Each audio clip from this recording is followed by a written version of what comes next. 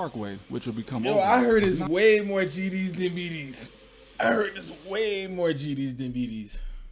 You don't need me to tell you that kids are followers. We all took part in it. When I was coming up in Chicago, we had a slim selection of shoes that were acceptable to wear in public. Now, I'm from the South Side, so bear with me. Nike, Jordan, and Timberlands were the standard. Stupid, right? Especially since most of us used to get the same fake Jordans out the back of that one guy's van in the alley. And I'll never forget them fake Air Force Ones. Them boys They don't got bend. fake Air Force Ones? Yo. I'm trying to peep. Yo, this the thing, bro. Like, when it comes to, like, fake shoes, fake clothes, like, yo, I don't know. Like, I'm not the type of person to really, like, yo, they look the same to me. I just one look longer. I don't know the... That was... break or scuff. They Fake just Air stay Force in Ones, mint though, that's condition. Anyway, being an original YN back in the 2010s, I saw the drill happening first person when it began. Now, of course, there was always gangster rap all over the country, but when the term Chirac Drill Illinois was first uttered out of King Louis's mouth, I was about 14 maybe. And it sparked a horrible trend of events, from at least 50% of all the parties I went to getting shot up in high school, to me accidentally being caught in the middle of multiple gang brawls with 20 people on each side, all because I was riding my stupid ass on the bus trying to get home from school. But let's start at the beginning. Today our story starts on good old 79th Street. Now I ended up transferring high schools after freshman year, but my freshman year, my mama ain't give me no choice. Some of my homies went to Simeon, which was the high school mostly known for sports, and Derrick Rose, and it was honestly the high school most kids out south wanted to go to. One of my homies went to Hirsch, which, if this school is still open today, I have no idea why. This had to be one of the most dangerous schools in the city at the time. And a quick story on that, I had a homie that was very GD. Why? I don't know. He was a follower at the time, and honestly, we all were. The point is, Hirsch was full of black disciples. And unfortunately for him, we started high school right when the BDK movement started, so the BDs wasn't tolerating no G-boys at all whatsoever. And see, this was still all new at the time, because just 5 to 10 years before this, nation still kind of meant something in Chicago. The GDs and BDs were all just the folks' nation. They was all dropping fives together for the Stones, or the Moles, whatever you want to call them, and pretty much they would all fight together. But drill destroyed that. So when his mama forced him to attend Hirsch, everything was cool at first, for like the first week of school. Then some of the guys invited him to the hood after school to smoke with him, and this way it gets petty.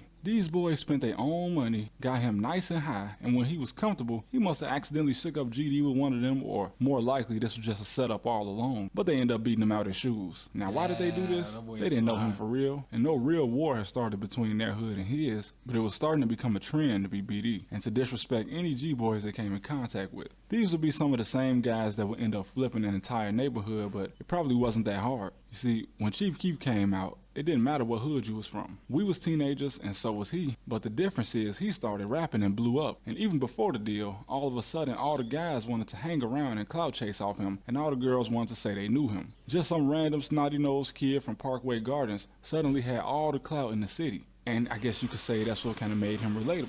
He was in our generation, and he was the one that showed everybody how to get famous. Whether this was the wrong way or not didn't really matter to a bunch of teenagers. He was getting in the club at 16 and coming back to the hood with money.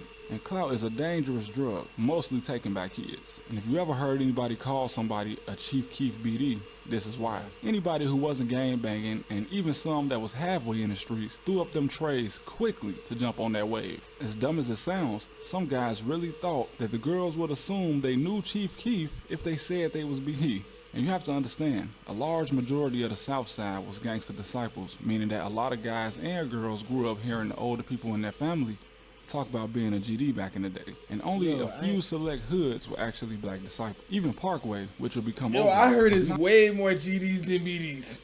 I heard it's way more GDs than BDs. Out of BD territory back in the day. And today it's back to being a mix because, again, nation is dead. It's way more about which dead homie the killers were cool with. That's your nation now. But when Sosa did all this, the BDs got a little clout boost in the city. Blocks I used to walk down every day with no problem all of a sudden became little mini war zones. And back to my freshman year. My mom is from the low end, like most people parents on the south side back then, and she told me, you don't need to be going to school with all your friends. I'm sending you to military school. Now this sounds good to a parent, but my freshman year she sent me to Chicago Military Academy on 35th. Unfortunately, this was not what she thought it was. Not only was it smack dab in the middle of like 5 different high schools, including Dunbar where L.A. Capone went, and also the school we had to fight pretty much every day, but a military school means they accept kids who were banned from going to any other school in the city. So she thought this was like some prestigious school when it was really full of kids that got expelled from all Chicago public schools by 8th grade. For instance, the first group of guys I met was a kid from 95th that masked up and robbed his whole class. Yo, and then it's a military school. You teaching them how to be militant.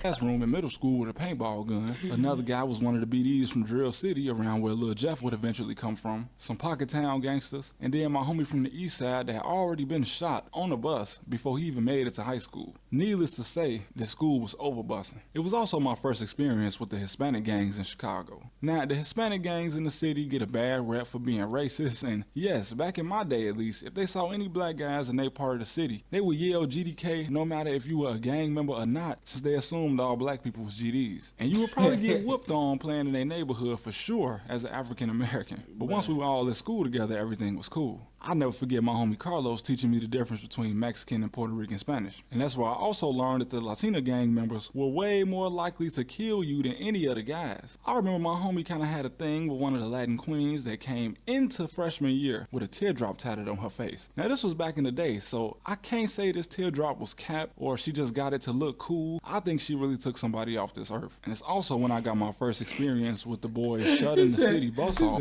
I think she really took somebody off this earth. So that they would have more time to fight, and also making the bus drivers run. And this led to my first experience of the 600 versus Taekwondo world era, and I didn't even know it at first. Now you might have heard Von rap about how he had to go up to Dunbar and shoot at people, and this is why. Yes, it was actually so bad he had to go up to Dunbar and shoot at people, and this is why. Yes, it was actually so bad back then that he was able to get away with doing this near a school without it making national headlines. It probably barely made the Chicago news. And yo, that's what I be, Chicago they been gave up. So like, the certain stuff that go down in Chicago is supposed to be making national news, bruh. Might have been cameras, but they were so low quality back then. But I still wish I could have got a good look at everybody on that bus. How many faces from the drill scene was I actually sitting with? I'll never know, because I looked out the window, and by the time I turned around, I got punched so hard, I ended up facing the window again. My vision was all blurry, so I kind of just blindly swung my way off the bus. And at first, I thought I was the one getting jumped on. But when I got off the bus, a short brawl ensued, and after a few minutes, one side scattered back towards Taekwondo World, and the other side scattered back towards O Block and 600. It was then that I realized this fight wasn't even about me, and I'm like 6'4", so I probably just caught a straight fist because I was so visible. And this brings us to 49th Street and my experience with 051 Young Money. Permanently closed. And this brings us to 49th Street and my experience with 051 Young Money. So high school homecomings worked a little different in Chicago in the 2010s. It was not a school event.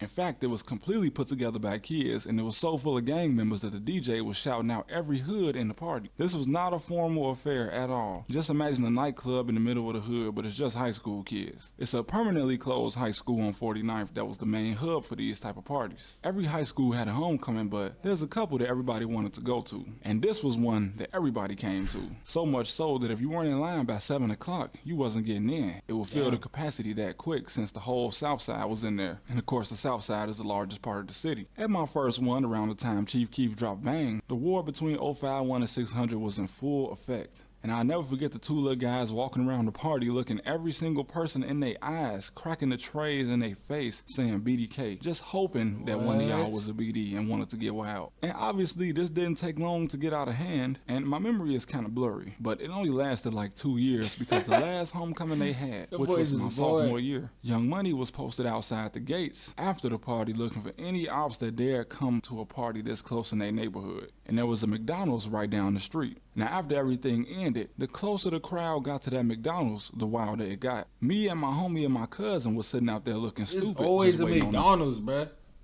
There's always a McDonald's people want to go do something. All right, and we knew we had a limited amount of time before it got deadly. Now, I'm not from 49th or anywhere over there, so we was doing something called lacking. The police was checking people before you came in, so the only guys with guns were the ones who had their own ride and left them in the car, or the guys who lived close enough to have a stash spot nearby. And by the time this crowd got up to McDonald's, it was like a movie. I had never seen the golden arches at McDonald's just go out. They flooded the restaurant and sent it up from the parking lot to the cash register. And believe me, when I looked up and saw them arches go out, I cannot tell you how happy I was that our ride pulled up seconds later. There was no Uber back in 2012 or Lyft. If you ain't have a ride, you was just walking. I mean, we could have took the bus or the train, but I had just spent $10 to get into the party, and that's all I had. Really, in the span of 1 year, we went from teach me how to Dougie to eat is you serious. And I guess I said all Teach that me how just to to say Dougie is this. from Chicago. It was definitely a one-of-a-kind I did not know thing to that. grow up in this era and see it firsthand. But in retrospect, knowing everything that it caused, all the lives lost, and honestly the way the rest of the world looks at us, it's definitely bittersweet.